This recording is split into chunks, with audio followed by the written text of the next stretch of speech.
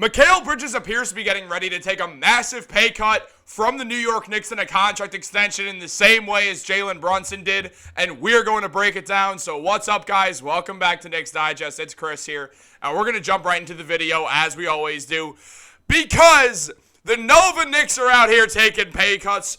We obviously know that Donte DiVincenzo is on a phenomenal contract. Josh Hart's getting paid something that's not too bad at all. Jalen Brunson, if you guys did not know, took the biggest pay cut in basketball history, honestly, when it comes to being an NBA superstar, as he left $113 million on the table to sign an extension this summer in order to keep the Knicks as contenders. Also, he's going to make all the money back when he signs an extension in 4 years from now.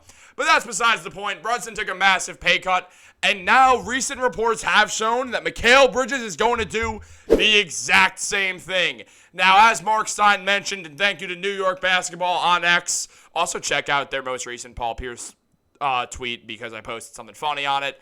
But league sources say that the expectation now is for Mikal Bridges likely to follow in Jalen Brunson's footsteps and sign a team-friendly deal of his own accord. And he's eligible for a shorter and less attractive deal as soon as October 1st. Or he could do a 4-year extension if he waits until after the season. And it appears that Mikal Bridges will be re-upping on a team-friendly deal. He is joining in on the pay cut party because, look, I've said it before. They're a bunch of winners in the Nova Knicks. These guys know how to win. They want to win. They want to win an NBA championship on the MSG home floor in the orange and white because obviously they're doing it in New York. That's not going to be an away game. They want to bring that title right into Manhattan, and they are taking pay cuts so the team can stay strong and get role players and be deep and win a championship. Now, this all started because Jalen Brunson is an excellent leader who is showing this team what the vibes are here. This is about winning. If you want to go get paid to play on a losing team, go do it somewhere else. Now, that seems like a dig at Hartenstein, and that's not that. He went and got paid for a winning team, and good for Isaiah. But look, here's the deal. Seeing this happen is unprecedented. As Woj mentioned on that tweet that I showed, it was an unprecedented move that very few people have ever seen be done. I don't know if any NBA player has ever taken that big of a pay cut. I don't think it has. I think this is the greatest contract in history when it comes to taking a pay cut. Jalen Brunson, you're genuinely the greatest person of all time. And it throws me off to even think about that this is about to happen twice now. But as Mark Stein mentioned, Bridges can sign a 2-year, $72.5 million extension in October, or he can sign a 3-year, $113 million deal next offseason. His current deal has no options, so it cannot begin until the 2026-27 season. So it's not like how after this season, Brunson technically will be opting out of his deal, and then the contract extension will kick in. Mikal Bridges can't opt out. His contract was fully guaranteed, so he has to wait until after 2026 for his extension to kick in.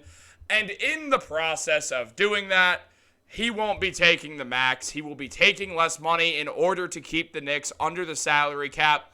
I don't know how they're pulling this off. As I mentioned, New York Basketball did tweet something where Paul Pierce kind of mentioned, I don't know how that happened, and maybe they're giving him something under the table. Who knows what the Knicks are doing? Obviously, they're all close to their players, and if they are, I don't really care. Also, again, check out my recent tweet on that. I thought it was pretty funny, personally.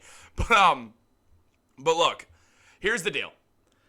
If the Knicks can pull this off, that sets a precedent that other players are going to do it also. Potentially Julius Randle, who's due for a contract extension. Potentially Josh Hart and Donte DiVincenzo, who are due for free agency in 2026, like Mikal, unless they re-sign him.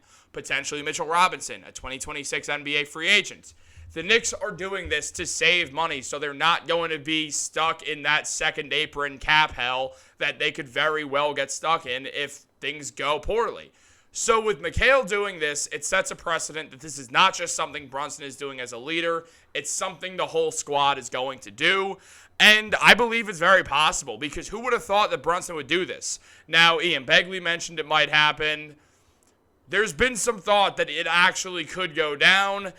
And honestly, I'm starting to fully believe that this will absolutely happen. Now, Tommy Beer mentioned that he believed Brunson was going to sign that extension. He's now saying the same thing about Mikal Bridges, that Bridges could absolutely opt for that extension with the New York Knicks and take less money in order to stay as a contender. This is what happens when you make some of the best culture in basketball. People talk about Heat culture. I don't think it holds a candle to Knicks culture in this era of basketball, if I'm being honest. This is a team full of winners. Everyone here wants to win an NBA championship. That is what they are doing here. Julius Randle's talked about it a bunch, that he said he just can't. That's all he could think about ever since he got to the Knicks. Brunson has made it very clear that he's doing this so the Knicks can win a championship, so they can build a contender. He doesn't really care about being that top-named money player where it's like, oh, what are the biggest contracts in NBA history? Okay, well, Jason Tatum, Jalen Brown, Steph Curry, Jalen Brunson. Brunson does not care about being in that name group. He cares about what's on his hands. And that is absolutely what you want out of your franchise superstar. Brunson's one of the best players on the planet. He's arguably the best American basketball player in the world right now, and he is willing to take a massive pay cut. So willing that he actually did take a massive pay cut and left out $113 million. That is so much money. I wouldn't have done that. I don't care how much I care about winning. I would have taken the money. Brunson, no, because he is the man. And also, obviously, he can make that money back in a couple of years, but he'll have to stay healthy to earn it. Brunson's not afraid of that. What he's afraid of doing is being on a Knicks team that doesn't win an NBA championship. And that is, as I said, it's what you want out of a star player, and it's trickling down. What he's doing, it's rubbing off on other players. This is a good sign. This shows that it won't just be Brunson and Mikal doing this. This will be a team-wide thing. I don't know how Leon Rose has pulled this off. I don't know how Brock Gallagher has pulled it off. I don't know how William Worldwide Wesley has pulled it off.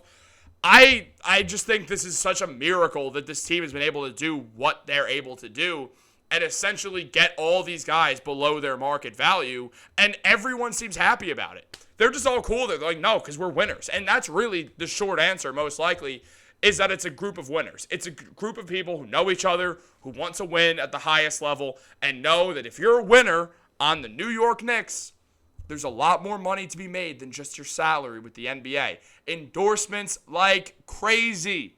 Jalen Brunson is going to be one of the biggest names in basketball next year. If the Knicks win the finals, he'll be a damn near A-list celebrity.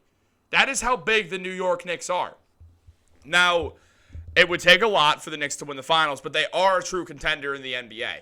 There's teams like the Boston Celtics, who probably still have a bit of an edge talent-wise over the Knicks. There's teams like the Denver Nuggets, who have Jokic. There's still great teams out there, and I wouldn't call the Knicks the favorites to win the NBA Finals, but I'd say they're one of the top 5 favorites. Any team in the top 5 favorites of the NBA Finals in this era can absolutely win it. And I would not be shocked if they do pull it off in the next few years. I'm very curious what happens with the Nova Knicks. I'm so excited, man. That should be there. Here we go. Mikal Bridges' stats. 20 points per game, 4.5 rebounds, 3.5 assists, 37% from 3. I assume that goes up now that he's not the main focal point of the offense. Corner 3 is shooting over 40%. Hitting his catch and shoots like there's nobody's business. A lot of his shots are going to be threes. I could actually see that going up this year. His points per game will go down a little bit. And I'll be honest, I don't think he's worth that 2-year, $75 million contract. I think, or 2-year, $72.5 million contract. I think he's worth 2 years, 65. 75, I don't know. But it seems like Bridges is willing to take a pay cut if it means the team can continue to succeed. That is all the indication. And I think that'll trickle down to the rest of the team. Thank you, Nova Knicks, for being the greatest thing to happen to our fan base, arguably since Patrick Ewing. I'm being completely serious. I think they are. But we're going to have to see how this season plays out. Guys, let me know about your thoughts on this down below. Like this video, subscribe, turn on post notifications. Have a phenomenal day, guys, and go Knicks.